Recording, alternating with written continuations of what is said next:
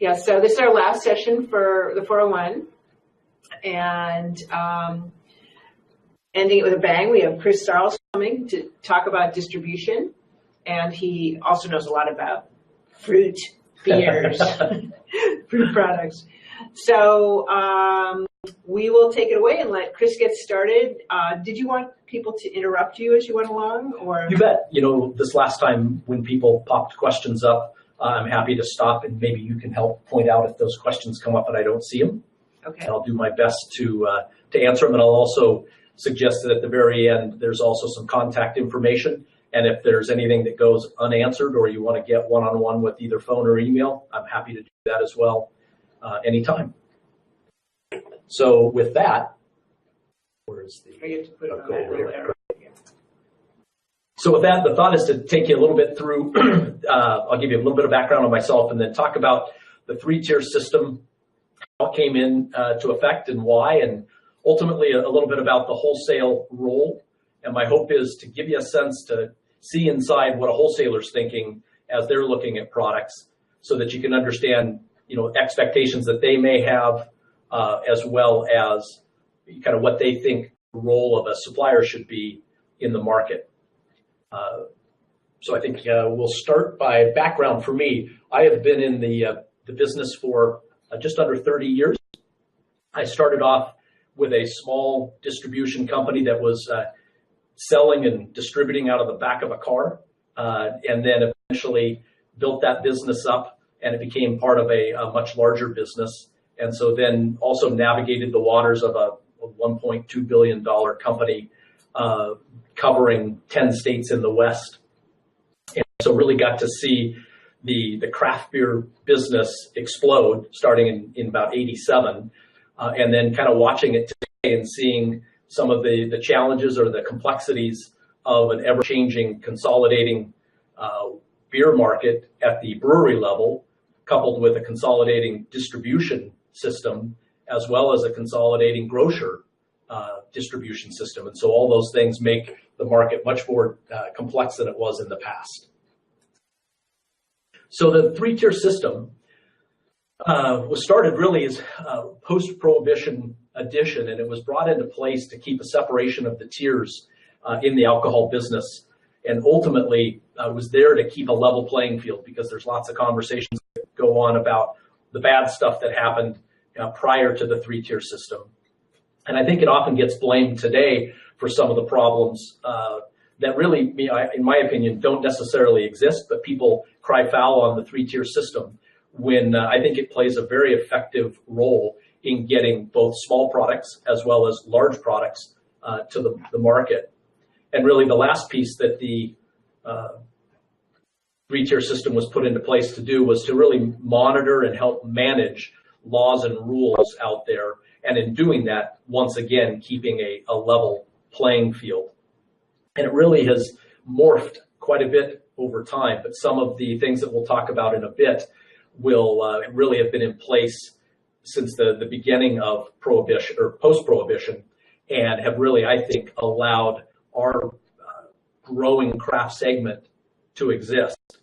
And oftentimes I say, you know, is it because of those rules that the craft beer business was able to develop, or is it in spite of those rules that the craft beer business was able to grow? I personally, having been a wholesaler all those years, believe it's because of those rules that the business has been able to explode with that level playing field as it has now over 25 years.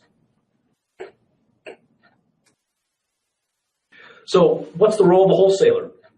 I mean, first and foremost, most states view that role as tax collection, whether that's beer, wine, or spirits. If you think of it this way, imagine if you were the state and you had to try and talk to every known entity producing alcohol in the world because they were selling into your state. It's an impossibility. You'd need another Washington, D.C. Full of people keeping track of that. So instead, what happens is the wholesaler is that collection point. And anyone who sells into the state, it's the wholesaler's responsibility to keep track of all that and ultimately pay the states the taxes. So a very efficient way to get that done at a high level of compliance, because in order to keep your ability to sell as a wholesaler, you need to prove that you're doing all those things accurately and in a timely fashion. The other thing that a wholesaler does is provides access to the markets, both geographically. If you're in a state or a country, think about how vast that area is. And if you are a single operator, a brewery, or someone with just one brand, your ability to get in a large geography is very, very difficult, very expensive. And so the mass that a wholesaler is able to have selling both beer, wine, pop, you name it, all of those things really gives them the efficiencies to be able to cover every customer in all the markets. And that allows you then, when you look below to the channel, that would be things like the on-premise accounts, the club stores, the chain grocery, C-stores, all of those. And when you look at that, it's incredibly complex, it's incredibly expensive, but it's incredibly important as a brand owner to be able to get your products to all of those customers. And I think that it suffices to say, without a wholesaler, you can't be everywhere, but you can certainly be very targeted and niched if you want to do that. But to really get to all of the customers, the wholesaler plays probably the most efficient and effective model for getting it there. Public safety, again, when we talked about tax collection, but when you look at all the licensing compliance, once again, the states or the countries, wherever you are, really shift the burden to the wholesaler to make sure that anyone that they're doing business with is compliant. So once again, a shift of responsibility away from the individual accounts and or the state, and shifts it to a middleman who they then say, you're responsible for keeping track of all of these things. And then I think a very interesting one to see is on product recall. One of the things that we do as an industry is that we keep track of all of the inbound production dates, all of the codes, depending on what someone's using, and we're able to track back to a store what product went where, so that if in the case of, as we also saw last year, Corona had a little bit of a trouble, and they were able to quickly and efficiently get hold of their wholesale network. Wholesalers were able to determine where that product went, and they were able to bring that product back in, and you have public safety in that fashion. And then lastly, I would call it the sales multiplier. When you look at a wholesaler, what they add to the mix is that they will have hundreds of salespeople in a state, versus in most cases, a manufacturer can only have, maybe it's a handful, and oftentimes it's just one or two people. Once again, trying to do all that you need to do. Sorry, I was reading the note there. Back to track their exploding bottles. Yeah, I'm not aware of their inability on that note there, Laura. But the ability on the sales multiplier is that we can get out there and we can hit all those accounts, and at the same time we can get out and do education to customers and to other salespeople to be able to really take that, and if you have 5 people, make it 500 people. And lastly, technology. The ability of a wholesaler having all of the different tools, because they have so many different brands, they're able to afford and buy technology that on a single operator you wouldn't be able to get. So the ability to track sales and to really dive deep to help you understand the business when you ask and work with your wholesaler to get that, it's pretty powerful what you can find. Within a wholesaler, there's operations. So there's inbound freight, outbound freight, just logistics in general, drivers. And then when you move to the sales, we talked about this, but there's grocery stores, convenience stores, restaurant, tavern, chain headquarters. And then there's a lot of specialized roles that distributors are putting in over time. It could be that they're dealing with just craft beer specialists. It could be Northwest craft beer specialists. But they really are being more and more focused to be able to go and try and sell against very specific accounts along the way. And then lastly, you've got merchandising, which is really an entry-level sales role in most wholesalers, but a great place where people learn more about the industry, more about the brands, and eventually, if they're any good, would move into the general sales team out in the trade. And lastly, there's other areas within accounting, human resources, safety, et cetera. So within the wholesale environment, one of the things that I like to say is you can really create a career. If you don't want to just be in sales, you could really enter in operations, find your way over to sales, move your way into finance, and end up back in sales. And we have a lot of examples over time of people who've really bounced around and created a very well-rounded career and experience along the way.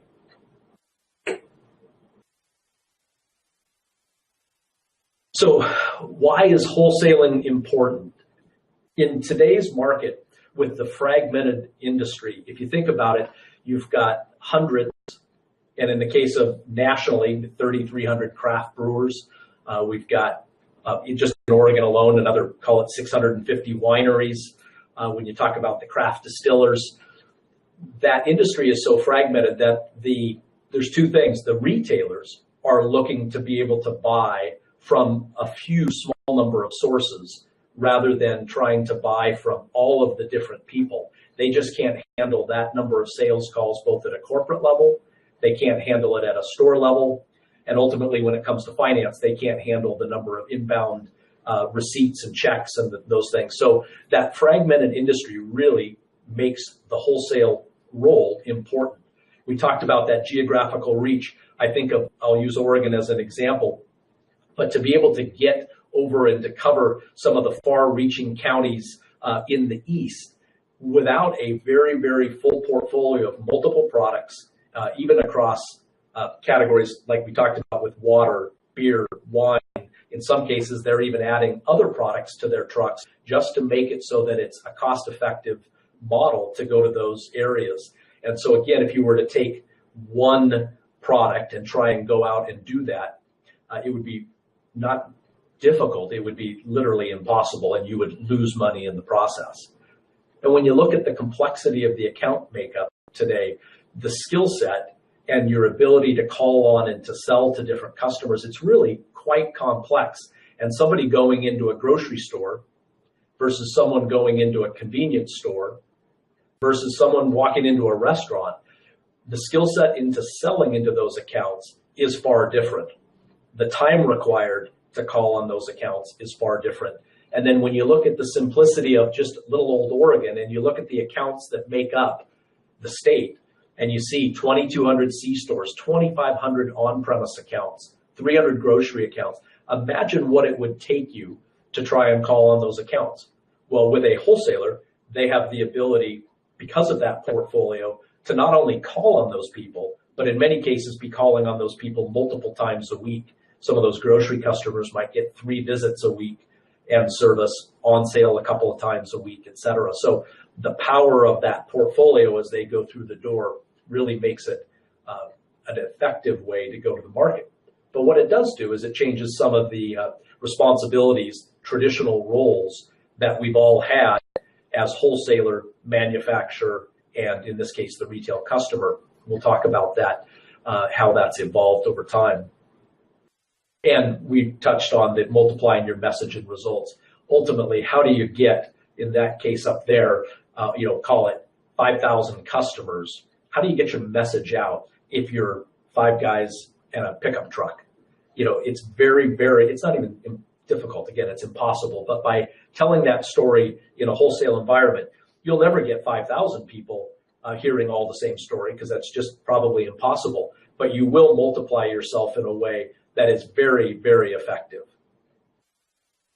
It sounds like we might be losing some sound again. I'm not sure if it's just one person. Okay. No. Okay. Sometimes people lose. All right. Good. Excellent. So if we move on and we talk a little bit about how does a wholesaler look at a new supplier, that being a brewery, a winery, a distillery, et cetera. The first thing that people are looking for is what niche is being filled? What is the unique selling proposition of the brand, and why should they add it to the portfolio? Oftentimes people come, and I will tell you that brands get presented in the wholesale environment. They come in to the tune of 3 or 4 or 5 in a week. Boxes show up, and inside it are samples. And oftentimes the funny part about that is they'll just be samples with no nothing else. There's no literature. There's nothing to say why these arrived. So you can imagine that in a sea full of inbound, you're apt to get pulled to those things that have a unique selling proposition, a story in that. So as they're looking at it, you look at what's the niche that's going to be filled. How does this add to the portfolio? And at a quality level, is the product price to quality there? And does it hopefully over-deliver in the process? And what are the marketing plans and tools that are there? Things like demos in the grocery stores, a way to get product in front of customers. Are you willing to support that? Or are you willing to actually do them live by chance if it's in your home market? What kind of things are you doing to work on reviews, dinners, market work with a distributor? How do you get your story told better?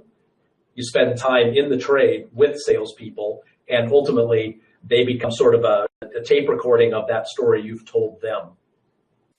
And really, at the end of the day, I think one of the most important things that a wholesaler looks for is how engaged in the market will the brewery be? Are they willing to invest time and money and energy in the market, or do they really want a place to ship a pallet of beer because it's sitting in the warehouse? And I'll tell you that that's not a marketing plan. You really need to know, why are you going to a market? What's the purpose?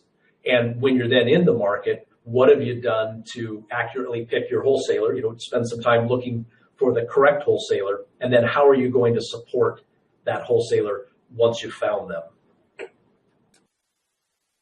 Because at the end of the day, when you look and you see the sea of beverages out there, and you look at that, whether it's in the warehouse, on tap, or on the grocery store shelf, what I like to say is, why is a consumer going to buy your product?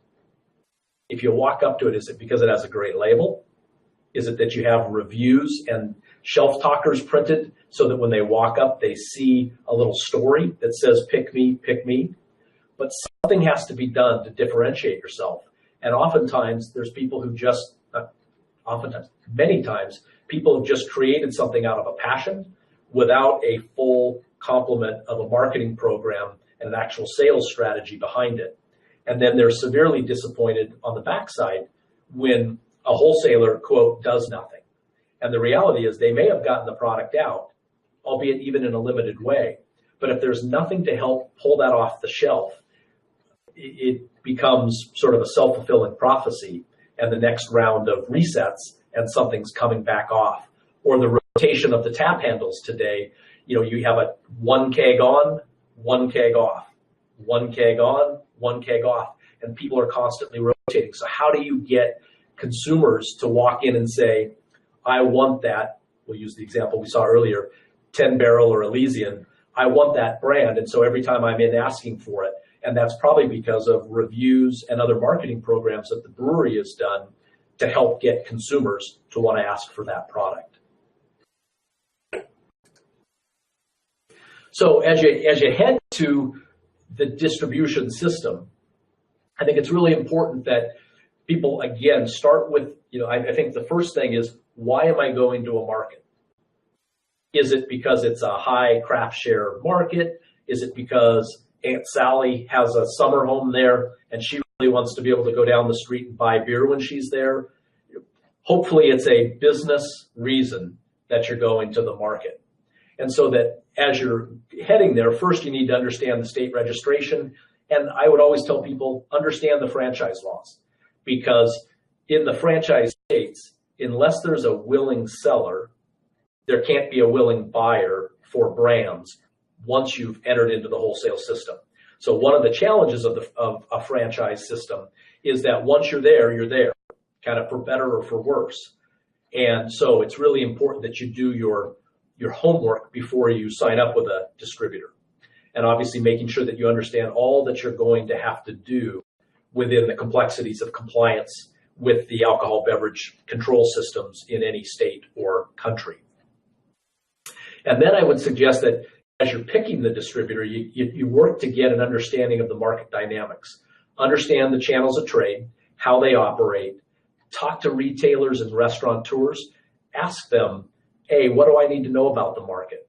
Find out who the top craft restaurants are, the top craft beer retailers are, pick up the phone and call them. Ask them questions, do due diligence to find out, if I come to the market and I pick a wholesaler, who would you recommend? Why would you recommend them? And give me some examples of a brand that they have built since they entered into that wholesale channel. Show me that they'll help me sell and that they won't become just a distribution system where they deliver the product, but unless I'm there selling it, nothing happens. Help really understand that wholesale partner that you're picking. Because if you ask those customers, I promise you they all have an opinion. And there typically is 1, 2 really good choices, and then there's typically 4 or 5 mediocre choices in a market. And each will have a strength and a weakness. And if you take the time to ask those questions and align the strengths and weaknesses of those distributors with your brand and what your business plan is, you'll have a much better chance of success in that market.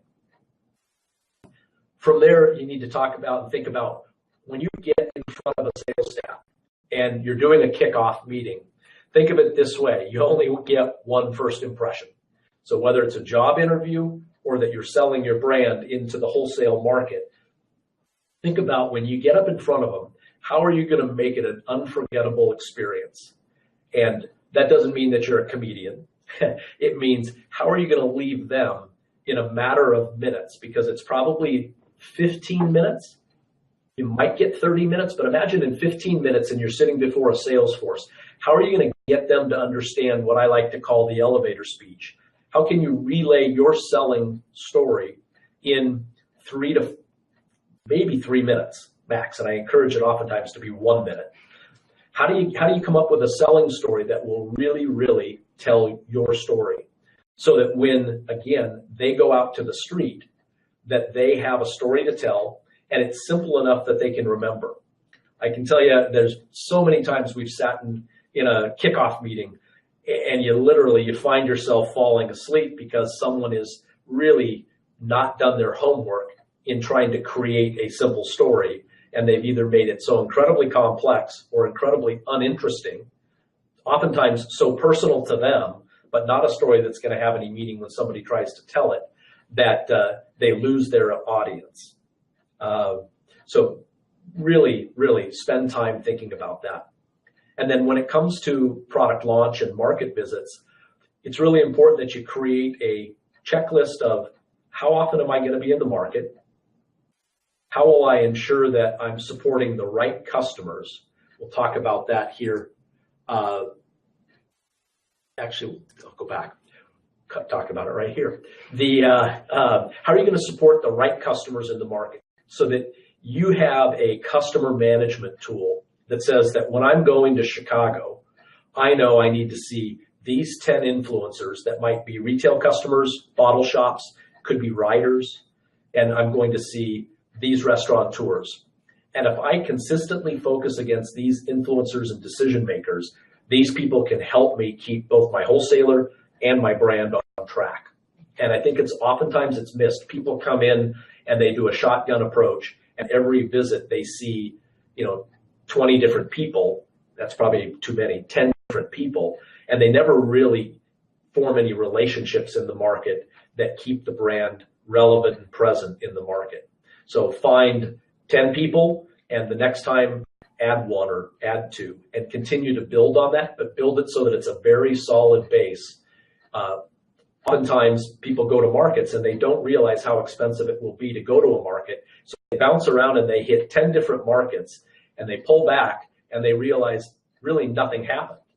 And the key is know where you're going to go, expand on a very logical, sequential expansion. And when you do it, have a strategy in each market, and then don't move on to the next market until you've successfully pulled that off. And that may take you a little bit of time, but I can promise you the shotgun approach won't, because what will happen is you will ship beer, you will kick off, and then you'll be calling your wholesaler saying, I need to ship you more beer, or worse yet, the beer you have is now out of code.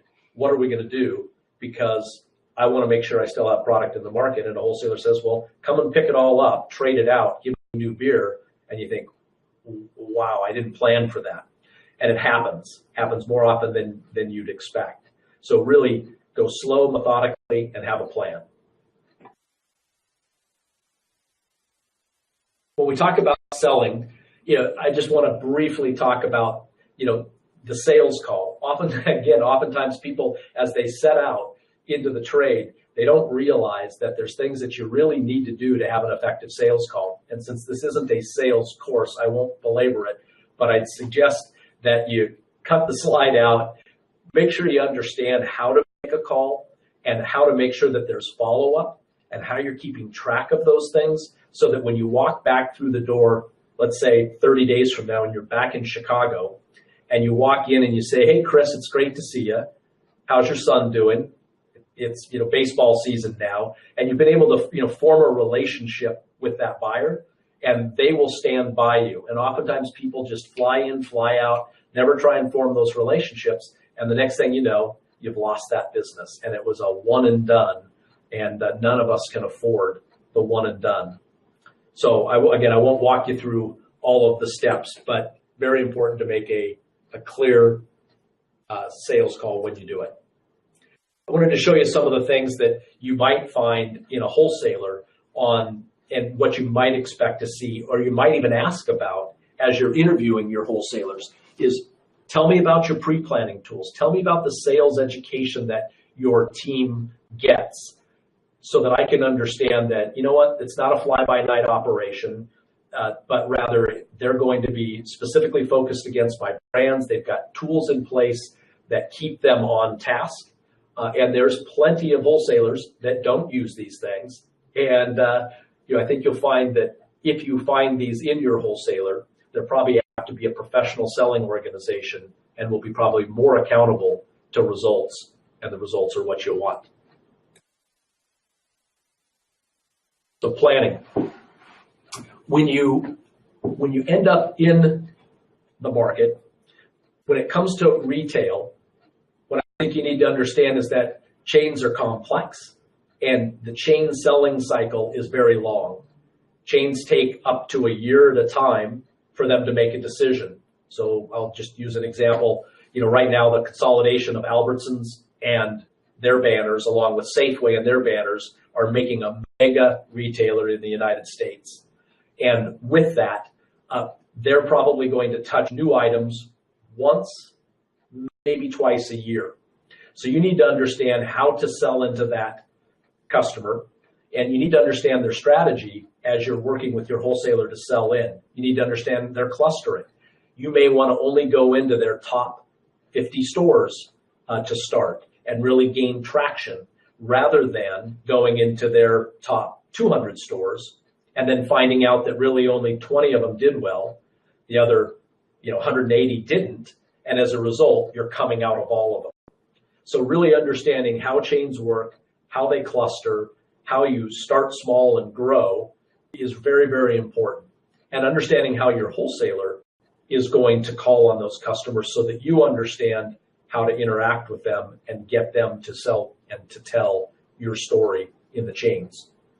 But the chains typically in a market, I'll use Oregon again. If you use Oregon today, 85%, that's right, 85% of all of the volume is sold in the retail environment and the chain environment. It's staggering. It's specific in the craft category, the number drops because of the strength of the draft market here in the Northwest, and it can account for 25 to 30%. But the overall, nationally, if you look, that chain market is incredibly important and the most difficult to get into. And then when you look at the broad market, you need to look and understand what's the makeup of bottle shops as well as the independent grocery. Independent grocery, in my mind, is everything from that one lone grocery store that mom and pa have owned forever to, in some cases, the bottle shop would be simply a one-off shop that has the best selection of beer in town. That would be another broad market opportunity. And when you add that up, typically the broad market has a very, very large number of accounts, but not one of them does very much business. And so the hard thing about that broad market is that every single one is a touch point, and you don't really leverage your selling as you do in a chain, where in a chain you touch one corporate call and you might influence, depending on the size of the chain, anywhere from 50 to 500 stores. If you were effectively getting into a Walmart today, it might be 2,500 stores. So really incredible impact. And then when you look at the on-premise, it's important to understand where are the regional accounts versus national accounts, and how much of the market do they make up? Am I calling on a local restaurant chain, or am I calling on the Red Lobster? They're an entirely different animal, and there's entirely different expectations as to how you will sell to them and how you will support them. And then, really targeted within that are the Zagat or the best of class accounts.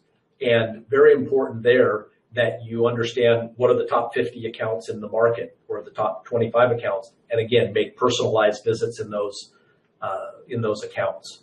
And then lastly, specialized. When you look at the one-offs, they could be military, internet, closeout operators. Those accounts can do a lot of business, and if we take closeout operators off because nobody really wants to go there, but as a matter of normal course. But when you look at the internet and the military customers, surprisingly, there is a ton of business to be done there, and oftentimes it takes a plan and some time with your wholesaler to understand what accounts exist in the market. Probably helps with some of those vet-owned breweries. Yeah, yes. We're getting quite a few of those springing up. So. Yeah, in fact, across I think all the product types, there's been wineries and distilleries and a number of folks getting into that with the vet connection. So tracking. When you sit down with a distributor, you could take a list in like this and say, show me how you track your top 20 brands in-house and tell me how it is that I can become a top 20 brand in terms of a priority during a period. That would roll right into the monthly brand goal tracker. Distributors with the complexity of the portfolio, they will grid out 12 months on a map, and they will have the brands and portfolios down the side. And to be able to find out when are the focus periods that you really want to put your time and attention with a wholesaler against, versus telling them, I'd really like to be important 12 months out of the year. And the reality is it won't happen. So how do you get very effective within the couple of months out of a year that you do pick? And they can show you straight line reports, which is how many cases per day are being sold, how many new accounts per day are being opened, and what would that equal at the end of the month. Good distributors have all of these tools in place. Also sitting down to review post-promotional analysis. How did my monthly program actually do? Let's sit down and talk about it. And oftentimes people are so quickly on to the next fire drill that they haven't taken the time to go back and see, was the time I spent really effective at getting what I wanted to do done? And you should be able to see cases and dollars by rep, how many cases are assigned to a rep and to a manager, and be able to see what your expectations are and do they align with the distributor.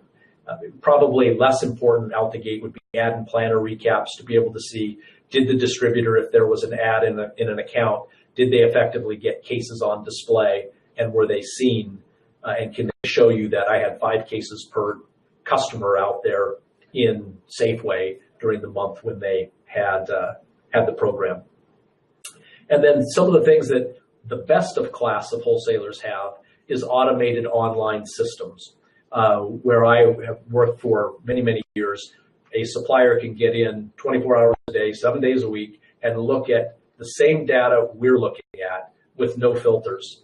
And to me, that's kind of a testament of transparency. We asked our suppliers to go in and help us find what we needed to do better. And rather than coming in and beating someone with that information, using it to be able to form a collective success together. And I think what I found is that people who came in and said, you stink, and here's what I found you're not doing, those are the people that after a while you didn't really want to return the phone call to. But the person who said, hey, you know what, I've just done a nice dive on the data, and I see you guys have made some great progress with new accounts, and I noticed there's these 3 accounts that are really, that really need help. And so by showing that people want to help you fix those problems. Thanks, Eric. Appreciate the comment. Self-correcting behavior. Yeah. And then also, I think best-of-class wholesalers have that information pushed out to their reps every single night. So when they open up their phone in the morning or laptop, depending on what they're using, they can track and see where are they against their goals, where are they against quotas, et cetera, every single day. And if that distributor is employing great reps, the reps care because their compensation is tied to getting those things done as well. So, supplier role. To me, this is we talked about it before. How do you set yourself apart in the sea of beverages? And as a wholesaler, I'm sitting here saying, help me understand what you're going to do to help us sell. Because if we have 10 people coming before us offering us great brands, which oftentimes you might have 10 great brands coming to you, we're going to have to look to see who's going to help us be successful in the market. And I think the old mentality was, I sold it to my distributor, they stink because they haven't done anything with it. And that paradigm has to shift because there's been a consolidated brewery, consolidated distributor, and there's consolidated retail. So it's how do you get more done with less, so to speak. There's less corporate headquarter calls you can make. There's less distributor calls you can make. And in general, the number, as we're talking about 10 Barrel and some of these other, the number of breweries that are consolidating as well. So when they come through the door, let's use InBev AB kind of as a model. When they come through the door, they might have 20 craft breweries, or their version of craft, that they're coming through the door asking their wholesaler or telling their wholesaler what to do. So you have to ask yourself, as you come through the door to that same wholesaler, what are you going to do to set yourself apart? And how are you going to help them sell in the market? So I start again with the create your unique selling proposition. Get that elevator speech down and make sure that you can tell it and that it becomes so effortless that when you walk in the door, oftentimes the joke is, you hear your wholesaler repeat the speech because it's become kind of fun how simple it is to tell that story and how many times it's been told, repetition, repetition, repetition. But when they set foot in the account, when they're telling your story just like you like it, you just kind of smile to yourself and think, that's exactly what I wanted. Help the wholesaler see the price-value relationship. And in that, help with tools. When you think about whether it's sell sheets, whether it's shelf talkers in the grocery store, whether it's the right tap handle for on-premise so that it clearly jumps out at people, you need to be thinking about what are those tools that I think I need. Ask your wholesaler what you need. And when they tell you they need one or two things, amazing what happens when you provide it to them and they put it to use. It really becomes much more collaborative in the process. And then we talked about developing relationships. If you can identify those customers and then schedule regular visits along the way, you will form your own relationships so that even if you find out down the road that you're not as excited about your wholesaler, you'll find that you have an ability to work in the market and begin to grow and develop your brand as you get your wholesaler engaged in the market. It'll also give you a chance to really understand when you're working in the market, you begin to understand what are some of the obstacles that your wholesaler's up against. So you may even begin to have a shred of compassion for them. Maybe not. But you'll begin to understand what are some of the things that get in the way of them selling, as well as what are some of the things that are happening in the market. Are there key customers closing? Is there chains that are shifting their emphasis one way to another? And so that you can see as those market dynamics shift, you may want to shift your efforts, whether it's marketing, brand development, or sales efforts, how you're going to do those things to adapt to a changing market. The best people are constantly listening and evolving over time. And I'd even take it so far as if you think about being able to, as you grow a little bit in size, think about being able to pull your top 3 or 4 wholesalers that you really think are doing a good job. They don't even have to be big, but they're just doing a good job, and pull them into a room and form your own sort of internal council where you're asking questions and you get really good regular feedback with them. It really keeps you engaged, keeps them engaged, and it shows that you're willing to work, adapt, engage over time, and you're not just trying to, drop the brand off and sell the product and move on. And I think, to me, probably the most important thing, and I would hope it would hold true for all of you, everywhere in your life, is, start with the assumption of good in the relationships. Oftentimes, there's this expectation that people walk through the door and they want to have a confrontational relationship as they begin, or it may start off momentarily as positive and it quickly turns to confrontational. And I like to say that I'm not aware of too many people who wake up in the morning and say, let me see what I can do to screw up 10 Barrel today as I head out into my account base, or what can I do to Elysian today?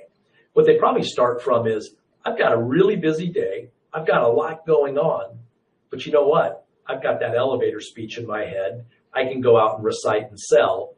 And when I'm done, I'm going to go pick up and shoot either a call or an email to the brewery, tell them about the new business I had. And I know that we're going to kind of build on that together. And that feeding kind of frenzy that can happen really is amazing and powerful when people do that together. I'm intentionally, Patrick, using those names. They seem to be the reoccurring theme as I look at the lines above today with all that's been happening with AB in the last few weeks. So assume the good in the relationships. Again, rare that people wake up thinking about what they can do to hurt a brand. And then when you get to compliance with TTB, I have the OLCC specifically here. One of the things that I tell you is that your retailer, your wholesaler, and you, the brewery, are all equally responsible for your compliance in any market that you're in. And if you do anything that's illegal, understand that you're essentially kind of pulling other people into that. And if you, I'll use the example here, in Oregon, if you walked in and gave somebody a case of glasses, it's illegal. And now not only are you doing that behavior and are at risk, so too is the account for taking that product illegally. And so understanding those laws is really, really important, because oftentimes people don't think twice about it, because so many industries, really, you can do whatever you want. And there aren't those regulations. But the alcohol beverage industry is highly regulated. And there are some examples of states that have been through, New York and others, who've been through incredible tough times as stuff happened in the market, whether it was wholesaler driven, supplier driven, or retailers asking for those kinds of things for free. But understand your responsibility in maintaining legal activity. And there's certain things that on a kind of a federal level are illegal. There's no slotting. No one can ask you to pay for shelf space or retail space, nor can you offer to pay for that. What about wholesalers providing money for marketing to retailers? You can't provide marketing dollars, but we can provide the tools that help the retailer sell the product. So we could take out ads, like AB does for the Super Bowl, that will help pull products off the shelf, but we couldn't write them a check for them running an ad for that brand. That's not legal. The question is, does that vary state by state? The beauty about our laws in this country is that, yes, there are 50 different sets of laws, but there are some reoccurring themes in it. And essentially on my note or on my slide, exclusivity, enticement, and slotting, those things are pretty uniform across the country.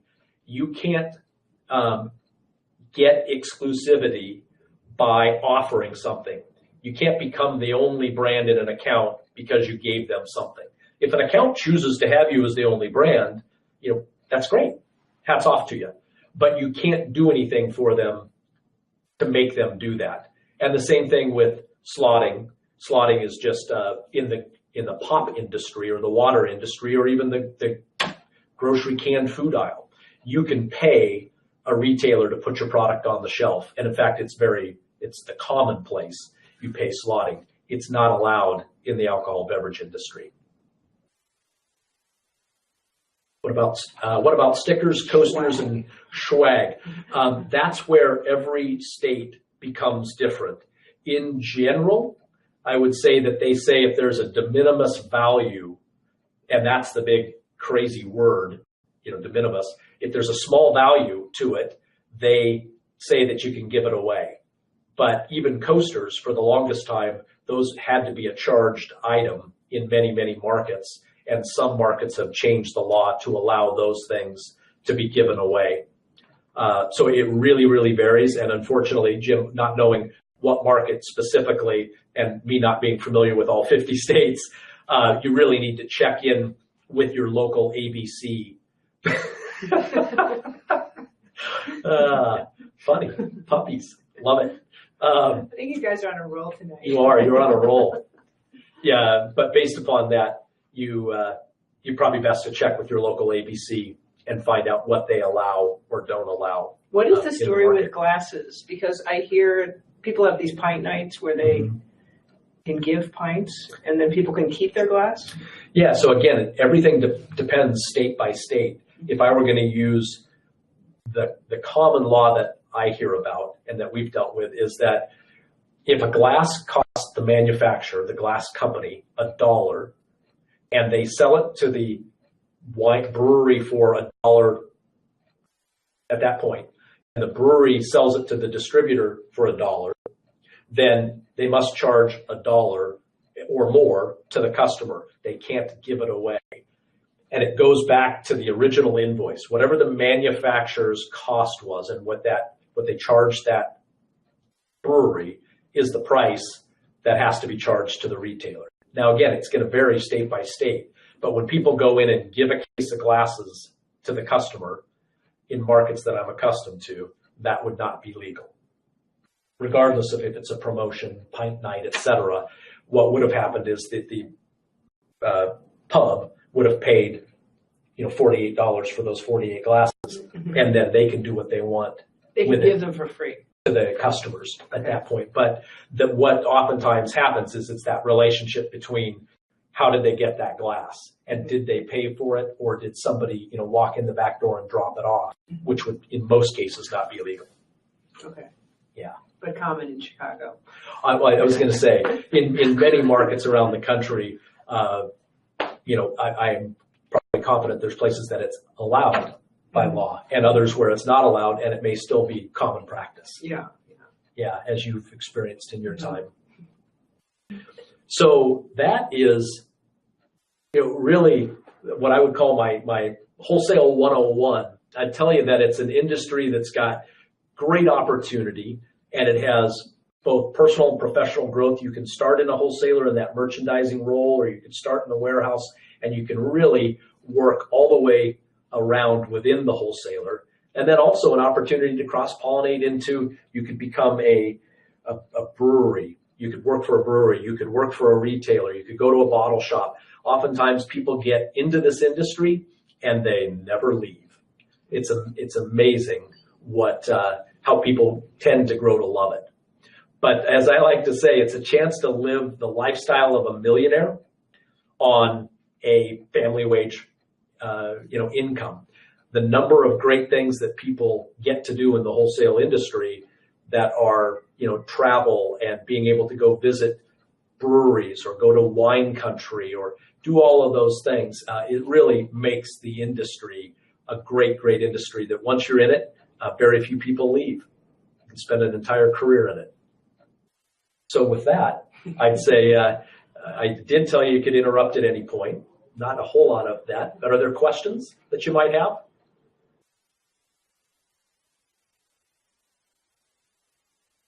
Questions people are thinking. No. It takes a little while. Can everyone see the comments? Yeah, they can Okay. all see. Very good. No puppies. No puppies. Yeah. I think you all know, let's see.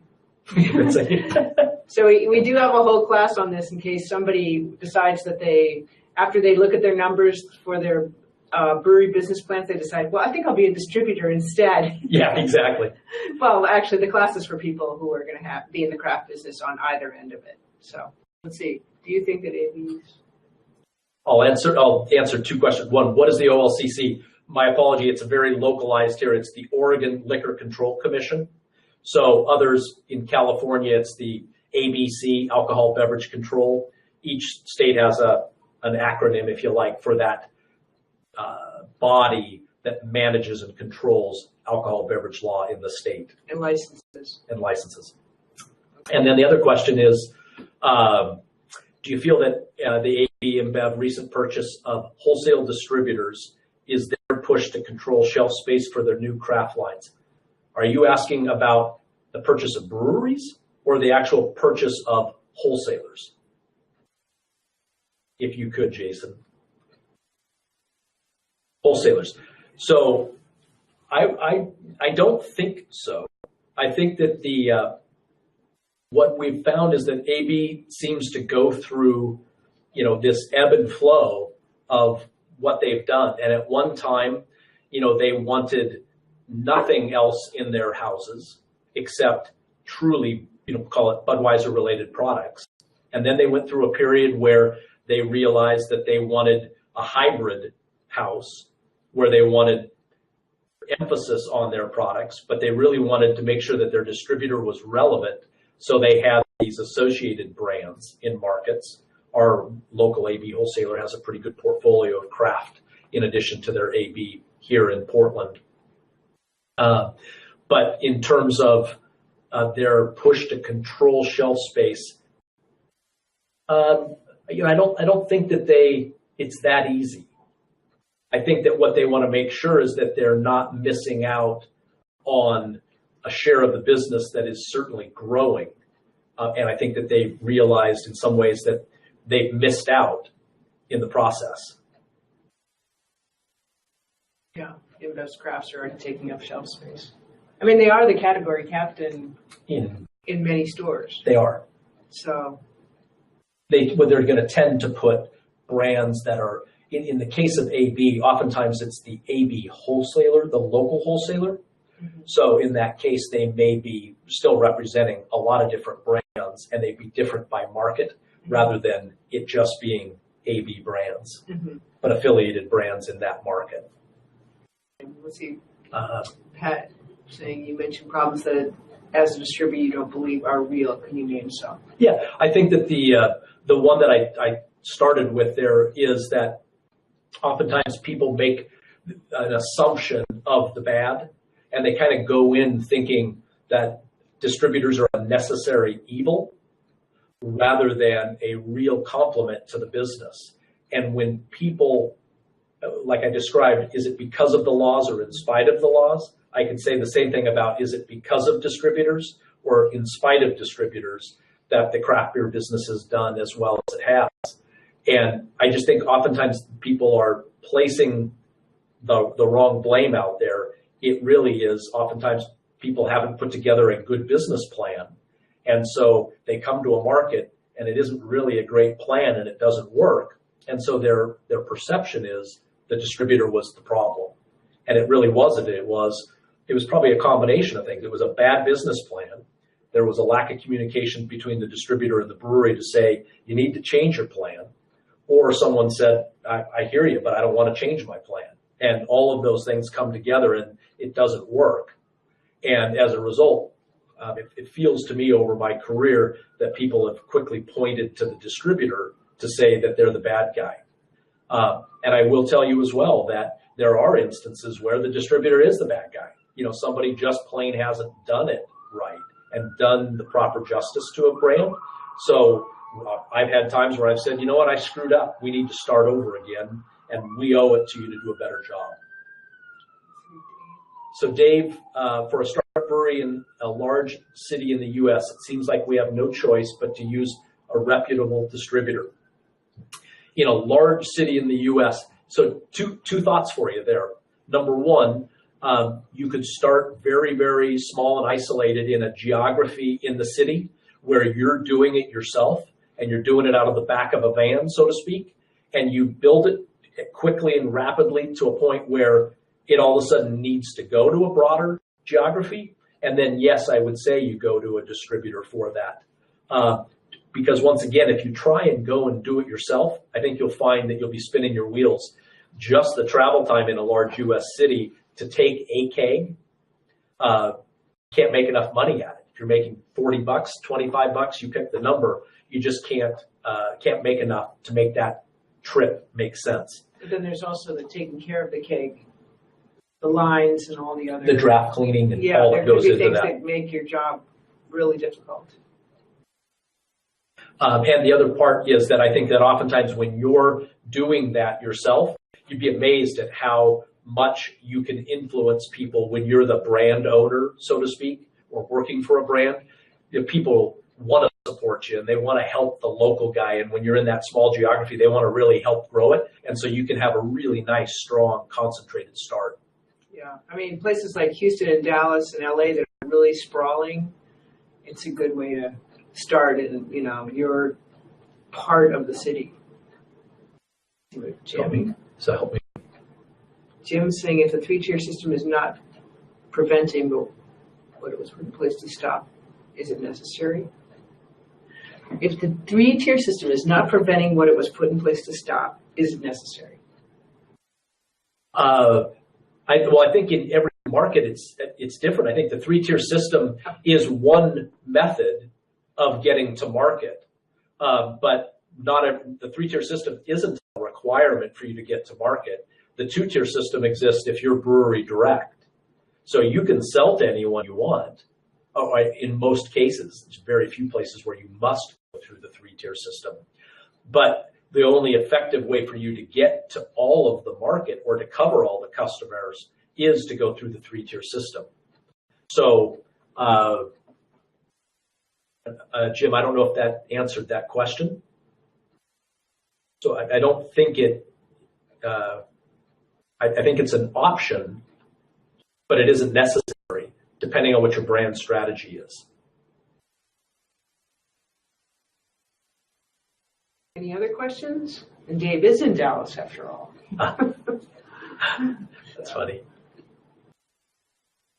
Patrick,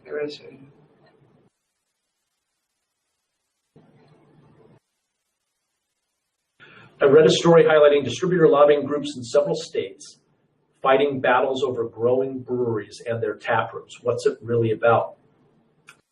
I don't know that specific, but what I would tell you, my sense of it is that oftentimes there's rules put in place that just breweries can self-distribute up to a certain level, and that at a certain barrelage that they need to go through the 3-tier system. And I know there's markets that are that way. So my guess is if what you're referring to there, again, not knowing the specific, I don't want to get too firm in my answer. It's probably because they're talking about what's the right level before those distributors are saying, let's put it through the 3-tier system. They have an exclusion clause at some point. Well, there are also local bars that have really been fighting the tap rooms. In Minnesota, for example, I was talking to one of the breweries there, and they said they'd had a lot of trouble with their bars. That they have to be really careful in terms of who they're going to try and sell to and how close they are to their tap room. Oh, okay, got it. Kind of gets into that area. Well, it's 8:00, so thank you so much for coming again on our live show, Chris. My pleasure. I think it was a great discussion. Lots of good questions, lots of good humor, Welcome, Laura. Thank you. And I hope you guys all enjoyed it and got something out of it that's going to help you differentiate your products. Unique selling proposition. Unique selling, the UPS. Remember There that you acronym. go. We're going to add that to our list of acronyms. USP. There you go. All right. Thanks, everyone. Thanks, everyone, and hope to see you in one of the next classes. Take care.